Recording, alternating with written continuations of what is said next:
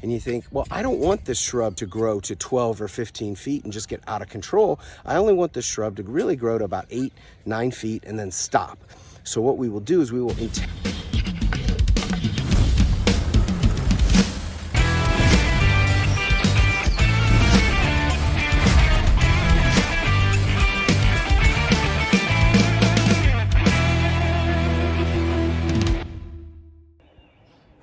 Hi, this is Phil with Sarros Landscaping, where we've been designing dreams and building memories for nearly 20 years now.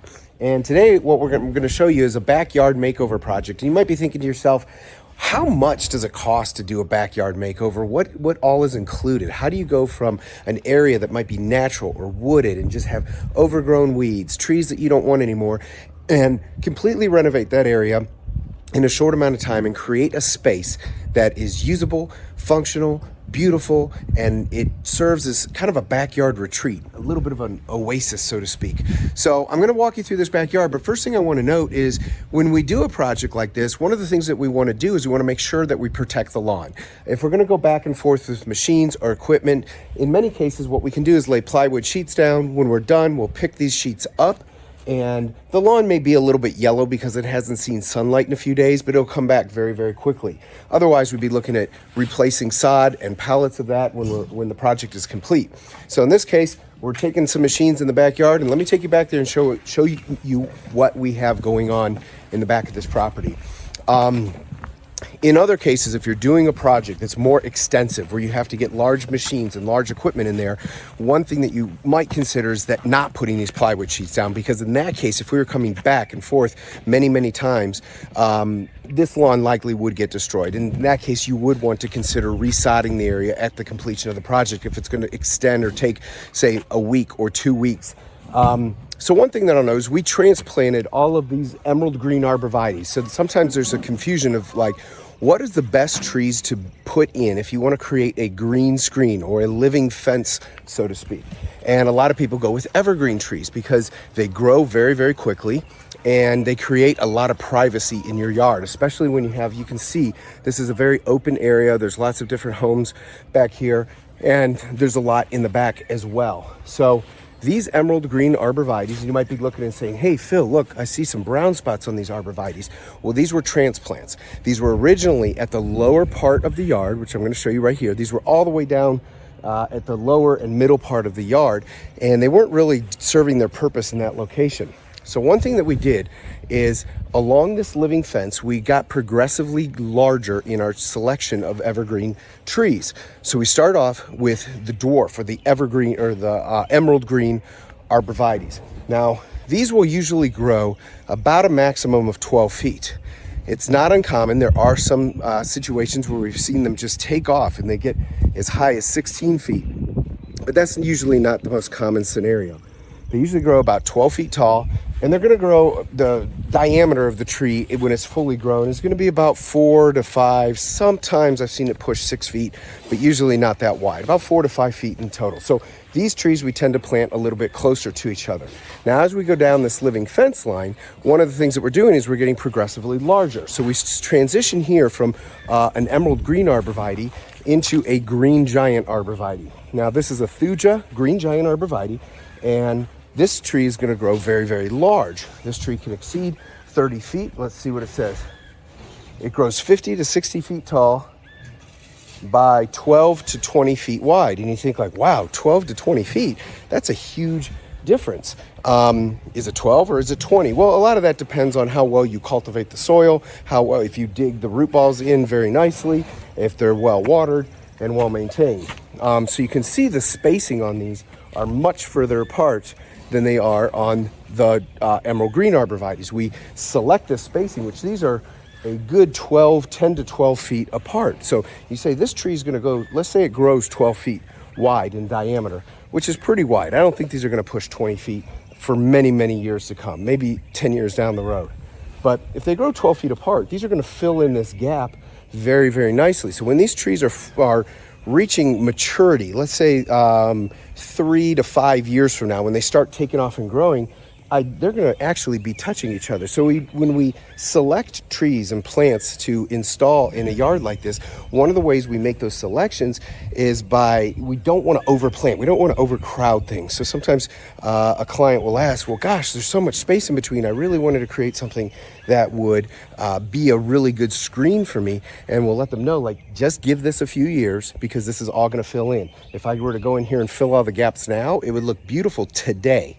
But 2 or 3 years down the road, these trees are just going to completely choke one or more of every other tree out of it. So they're going to grow, but not all of them are going to grow. They're going to kind of just take over each other and grow into each other. One of the things we did on this project is we transplanted some really nice trees. This one isn't growing really great, and we noticed this during the initial walkthrough. This is a Japanese maple. We're trying to bring it back to life here. It's showing some signs of wilt. It was kind of weak to begin with, but I think with some good watering and some good fertilization, and some good nutrients, which in this hole we put a blend of compost and river sand and really good high quality soil amendments and soil conditioner. And I think this tree is going to do really good. This tree is a weeping cherry tree. Now, because it's a transplant, you'll notice these leaves tend to wilt because they've kind of gone into shock. So we're going to water heavily the base of all of these plants and just continue to soak them over the course of the next week, and give those instructions will be given to the client and the homeowner in this situation. And that tree will bounce back. You'll see these leaves perk up probably within the next 48 hours. So we come down here, we've got this really cool seating area. Now, one thing that the client wanted, they wanted kind of a natural retreat, sort of to make it look and feel like they're walking in a miniature park. And so this starts off with this seating area, and we've got some natural flagstone set in here. And in between the flagstone, we fill these joints with an egg rock gravel. Coming around, we've got this short, small retaining wall, just enough to level this because this ground is kind of sloped. And we said, well, we can put this in here, but they wanted to put some benches here. I said, it's not going to really be that flat of an area. So we want to put this in here in a way that you can actually set the benches in and have a nice flat area. So I kind of give you an idea of the whole thing and what that looks like here. Sort of get a sense.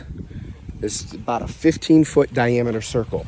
Which is a great diameter if you ever want to put like a fire pit in the middle. You may ask yourself, what is the best size? Let's say I want to put a fire pit, maybe some Adirondack chairs or some benches around it. What's the best size? I would say at a minimum, you probably want to have a 14-foot diameter. That's probably about the minimum diameter that I would comfortably go with. How do I know that? Because I built my very first fire pit at my own home, and that fire pit was 14 feet in diameter. And many times after that, I said to myself, it's a little small. I mean, ideally I would have gone 16 feet, but it can fit on a 14-foot footprint. Just know that it's tight. So this one is 15 feet. And as we go down here, see, we've got a nice, beautiful path coming off of this. This was all loaded. Prior to today, this was all loaded with weeds, sweet gum trees. It was just overgrown, and it was very shaded and dark. So we got in here and we just really cleaned everything up so nicely and made it just this nice backyard retreat area. So as we go down here, see, we've got a pathway, our living fence now. So we still have the emerald green, or the green giant arborvitaes. And as we get towards the end here, we're going to transition to 3 large cryptomeria trees. Now, you might be saying, well, they don't look that large. Here are the 3 large cryptomerias, 1, 2, and 3 in the corner. These cryptomeria trees will grow easily 60 feet tall, and they'll fill in this back corner very heavily and you see this ground's sloping down. So we wanted to select a tree that was going to grow even bigger than these green giant arborvitaes. And in that case, I think we accomplished that very, very well. So looking back at this whole thing, here's the path. Up there is the fire pit area, and we're getting down to the end of the path, and we relocated this fig tree. Actually, the funny thing about a fig tree is that's going to grow huge. It looks small now, but fig trees have the ability to grow absolutely gigantic, which is a pretty cool feature of a fig tree. We were also able to plant. We've got one dogwood tree here. We've got several camellias going in, several hydrangeas going in, and we're going to start pine strawing and mulching the area. When we plant shrubs, one of the things that we do every time we plant shrubs and trees is this. We take this blend of soil conditioner. You can almost smell how organic it is. This is a blend of mulch, soil, sand, and compost. And what that does is it just feeds these plants over time in a very organic way. It is a great source for nitrogen. The river sand has minerals in it, like calcium and magnesium. And what that does is that river sand gets in there and it kind of aerates the clay that surrounds the plants. You might be looking and thinking like, well, come on, this is just a small 1 gallon hosta. Does that really matter? Yes and no. If you buy a new home, the builders that build the home and they put in these very basic landscaping packages, we'll just plant, and they don't go to the extent to plant it in good nutritious soil. They just dig right in the clay, a small hole, and they put a plant in. In our case, and that will grow, but it won't do and fulfill. Sometimes they grow and they don't bloom very well. Sometimes they stay very small because these plants have root systems. And when you look at the root system of a plant, let me take this one out and show you. When you look at a root system of any plant, let's take a look at this. Here are the roots. These roots need to, you see how small these roots are here? What these roots need to do, let's set this right up here. These roots here, they need to grow into the soil around it. And they're going to take the path of least resistance. When you're planting plants in clay soils, what the roots may have a tendency to, instead of going through the clay, because they're not strong enough yet, they start to wrap around the plant itself. And that's what we call a plant that is root bound.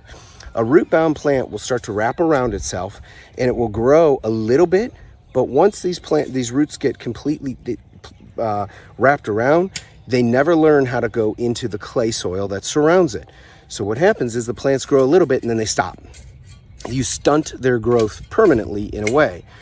Sometimes we like to do that on purpose. So you think, well, why would you do that on purpose? Well, in the case of those emerald green arborvitaes that we were talking about earlier at the beginning of this project, a lot of times we put them, say, on the corner of a house in a very small bed next to a garage. And you think, well, I don't want this shrub to grow to 12 or 15 feet and just get out of control. I only want this shrub to really grow to about 8, 9 feet and then stop. So what we will do is we will intentionally root bound the plant. So we can plant it in, we can take a 1 gallon plant and put it, say, in a 3 gallon container. So it's container bound, so the roots cannot get out of the container, but it still has holes on the bottom, so some of them can. But what that will do is bind the roots, and it will control the growth of a plant. So a plant that naturally wants to grow a little bit larger, we will bind the roots to grow it a little bit smaller. But in this case, we want everything here, it's a very natural area, to do their very best. We want them to grow big, we want them to be colorful. So we've got some nice blue hostas here that are gonna go in, and we're not gonna root bound them. So when you plant a plant, that's why you see on the internet, if you Google how to plant a shrub or a tree, you're gonna see that you wanna dig a hole about 2.5 times the size of this. So if we've got a 1 gallon, this is probably about 6 to 7 inches across the top, from this side to this side here. So you probably want to plant something that's another 7 inches on to the right and 7 inches to the left. So you probably have a total of about a 21-inch diameter hole to plant this plant. Now, most landscaping companies will never dig them that big.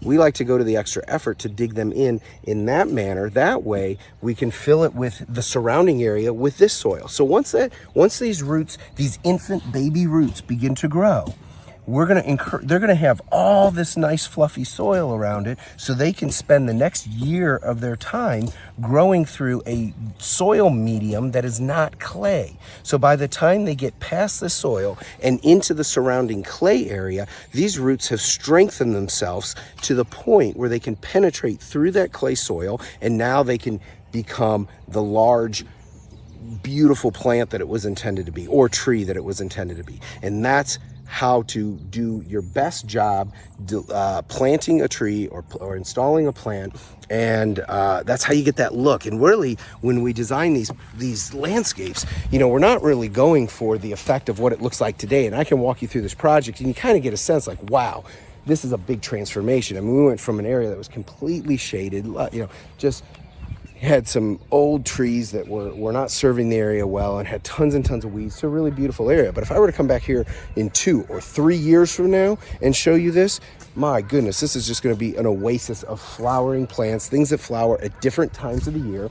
We've got some decorative muhly grass going in the background. A muhly grass is a small grass that has a beautiful purple foliage in November, like October through maybe November, December, early December at the latest time frame, and that's temperature dependent. But so we're going to have some spring color, some fall color, some summer color. I mean, this place is just going to look incredible when it's all done. So if you're looking to enhance your backyard and you think, gosh, I really want Sarros Landscaping to do that, head over to sarroslandscaping.com. Also, be sure to subscribe to our channel. So if you want updates on what we're doing and the work we're doing, we do work in the greater Atlanta metro area and most of the northern surrounding suburbs. So give us a call and take a look at our website, fill out our information form, and please be sure to like this video. Thank you so much. Have a great day, and good luck with your next landscaping project.